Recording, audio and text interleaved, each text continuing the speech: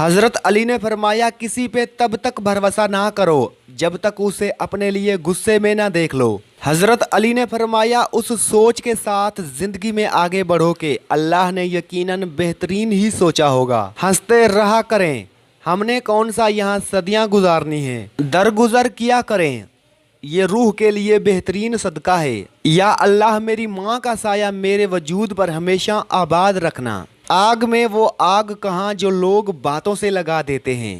انسان کی روح کی اصل کیفیت غم ہے، خوشی ایک عارضی شے ہے۔ کچھ لوگ آپ کو تسلی دینے آپ کے پاس نہیں آتے بلکہ تسلی کرنے آتے ہیں کہ کیا آپ واقعی تکلیف میں ہو۔ بانو قدسیہ کہتی تھی ہم سفر خوبصورت نہیں بلکہ مخلص ہونا چاہیے۔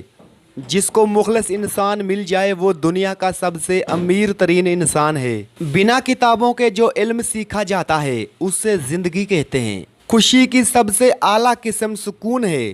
زبان کا میٹھا بول دلوں کو خرید لیتا ہے۔ وہ روٹی چرا کے چور ہو گیا، لوگ ملک کھا گئے قانون لکھتے لکھتے۔ یہ کہہ کے ماں نے سلایا غریب بچے کو، فرشتے خواب میں آتے ہیں روٹیاں لے کر۔ غریب ماں اپنے بچوں کو پیار سے یوں مناتی ہے، پھر بنا لیں گے نئے کپڑے، یہ عید تو ہر سال آتی ہے۔ سنا ہے میرے شہر میں پھر عید آنے کو ہے۔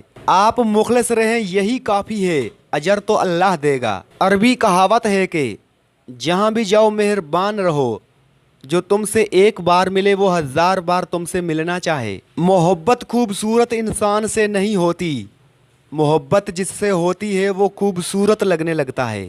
زندگی میں سب لوگ دوست یا رشتہ دار بن کر نہیں آتے، کچھ لوگ سبق بن کر بھی آتے ہیں۔ پریشان ہونے والوں کو کبھی نہ کبھی سکون مل جاتا ہے، لیکن پریشان کرنے والے ہمیشہ سکون کی تلاش میں رہتے ہیں۔ کچھ چیزیں بلا وجہ خرید لیا کرو، یہ وہ لوگ ہیں جو بھیک نہیں مانگتے۔ رشتے کمزور ہونے کی سب سے بڑی وجہ یہ ہے کہ ہم نبھاتے کم اور آزماتے زیادہ ہیں۔ وجہ اور بہانے نفرتوں کے لیے تلاش کیے جاتے ہیں، محبت تو ہمیشہ بے وجہ بے مطلب ہوتی ہے۔ جب تمہیں خوشیاں ملنے لگیں تو 3 چیزوں کو کبھی نہ بھولنا: اللہ کو، اس کی مخلوق کو اور اپنی اوقات کو۔